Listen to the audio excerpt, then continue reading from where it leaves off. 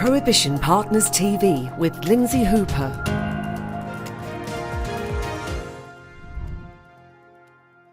Hello, thank you for joining us here at Prohibition Partners. We're making available a series of interviews building up to our flagship event in June, Prohibition Partners Live. That takes place from the 22nd to the 23rd. Now, due to lockdown and COVID-19, it means that experience this year is going to be a virtual one. We are going online for 2020, but we see that as a great opportunity to share some insight and get to meet some of the key speakers and companies that will be taking part. The hosts themselves are going to kick it off, Prohibition Partners, and joining me, Alexandra Curley, who's the Insights and Reports Director for the company, and also Stephen Murphy, who's the Managing Director and Founder. Welcome along, both of you. Stephen, let's start with you and the people that came over the last few years to the event in person. They're going to have to adjust to the fact that life now is moving online during lockdown. Can you just reassure them what's going to be taking part and that the event very much is still going ahead? For anybody who works in cannabis, they're very used to the constant of change. So shifting to a new environment should be something we can all do at ease.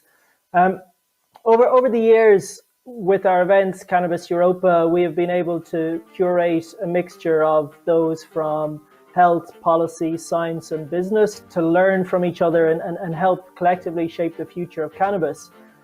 Unfortunately, this year we can't do it physically. So we wanted to create an environment where we could all come together virtually and share ideas, connect with new partners and hopefully shape the future of cannabis. Stuff. And Alexandra, for people discovering this for the first time, they might be quite surprised that there is such thing as a legitimate cannabis industry, but there is. So could you give us an overview? Absolutely. I'll also just start by saying when I joined Prohibition Partners in 2018, I hadn't been aware that there was a legal cannabis industry either. Depending on where you are in the world, depends on its level of legality. In some countries, medicinal cannabis is legal. In other countries, medicinal and recreational cannabis is legal.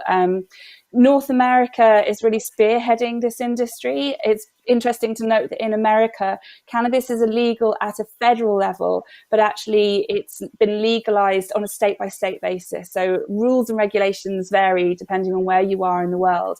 Canada really did a lot to help change attitudes towards cannabis and cannabinoids for medicinal use when it legalized in 2001.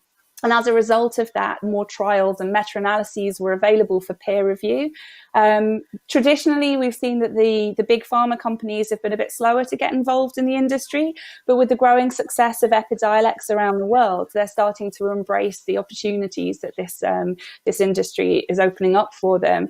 And in fact, following the 2018 US Farm Bill, we have seen over 144 cannabis clinical trials that have been sponsored by big pharma companies. And there must be some social and cultural divides as well around cannabis that you've experienced. Absolutely. And again, this really varies depending on where in the world you are. Our research has shown that cannabis was used in traditional Chinese medicine. It's been used in Ayurvedic medicine. It's also used as part of traditional Hindu festivals, religious ceremonies as well. Then for some of those countries, cannabis has been a part of their culture for hundreds, if not thousands of years. It's only really coming onto the radar of many Western cultures now as we start to see medicinal cannabis being legalized and we're seeing recreational cannabis starting to enter the debate. Luxembourg, for example, is looking to become the first European country to legalize recreational cannabis. And obviously, we're all very well aware of the Netherlands and the tourism that the cannabis cafes have there. We've actually recently run some consumer research, and we've been asking people about whether they support the legalization of recreational cannabis. And in the markets where it is either legal or partially legal, so in Canada and the US, we've actually seen more than 8 in 10 people support the legalization of recreational cannabis. In European markets where it isn't yet legal, there's still a lot of very strong support, and we're seeing between 6 in 10 and 2/3 of people supporting the legalization of recreational cannabis. But of course, it isn't just about cannabis that you would roll up and smoke. We're also talking about cannabis coming into the consumer goods markets through CBD infused goods, for example. And that is legal. That doesn't get you high as well. But obviously there's some legislations and clarifications that the laws need for us to fully understand how this can be embedded into traditional consumer goods markets, such as food and drink and cosmetics. You've given examples there of how it's very broad and wide ranging. Can you give us some ideas about the new innovations around cannabis at the moment? Because looking at the event itself in June, I know at Prohibition Partners Live, there's a session that you're involved with that's involving pet food. Absolutely. It appears that there are no consumer goods markets that CBD cannot infiltrate, CBD or hemp, I should say. We've seen an absolute explosion of innovation in the drinks category. A lot of innovation is coming from those North American markets, and typically it's coming from indie brands. What we've seen in cosmetics and drinks, for example, are that the big players are circling, they're interested, but because of the black market history associated with cannabis and its derivatives, they're still a little bit cautious as to whether this might harm their reputation. But what we're seeing from our consumer research is that the demand is definitely there, and so is the usage. I think that CBD infused products are coming at a really good time for people. There's enhanced interest in plant-based foods and products. We're also looking for things that might help us calm and relax in a very hectic and stressful environment, particularly against the backdrop of coronavirus pandemic. So there's definitely a really good opportunity for CBD within the consumer goods market. And in fact, in our forthcoming drinks report, we've observed that there is no category within the drinks industry that does not have a CBD infused product offering. So it's literally spanning from alcoholic drinks to soft drinks to teas, waters. It's permeating the entire industry. Stephen, Prohibition Partners are leading the way in terms of publishing insight into the growing cannabis industry. Can you just give us an idea of how far that's come? Sure. When we first entered the market, there was a lack of understanding of what was happening in the cannabis space, certainly outside of North America. And for us, it was very important to showcase that cannabis was not focused on a single market, but was in fact a global market and had developments happening in every jurisdiction that one could think of. When we first started covering cannabis, there was less than 10 legal markets around the world. Today, there is over 40, and that is within a 4-year period of time. That showcases the growth, the interest, and the global demand of cannabis around the world.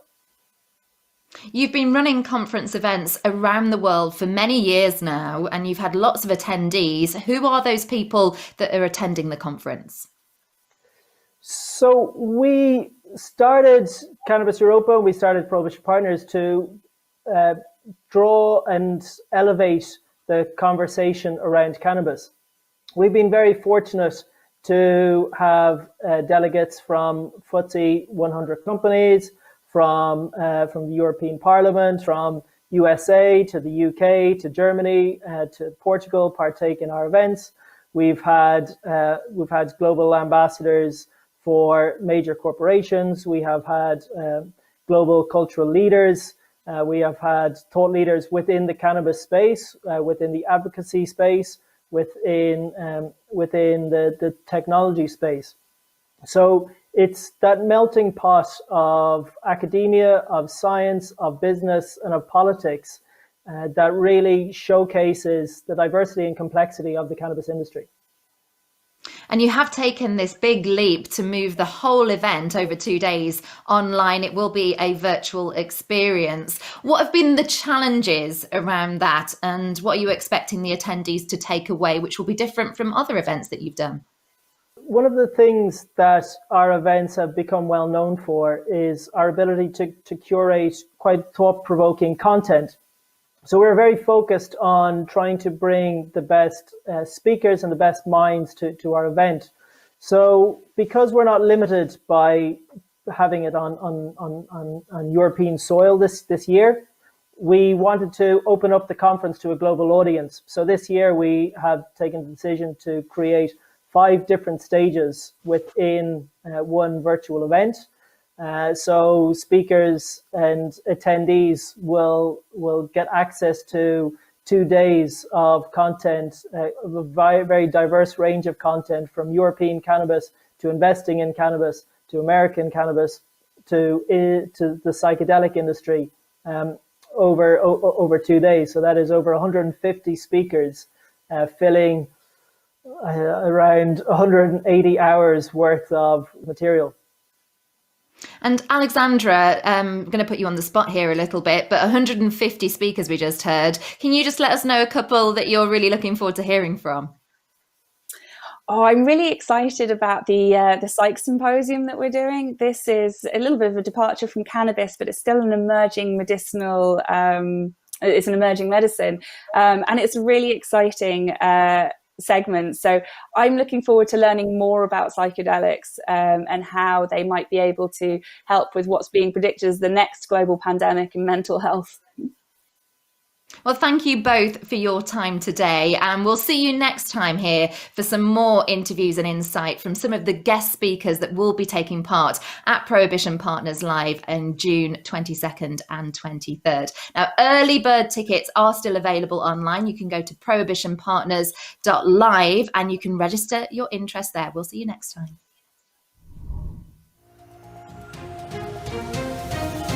Be part of the conversation at Prohibition Partners Live, 22nd to 23rd of June, the premium online cannabis industry conference.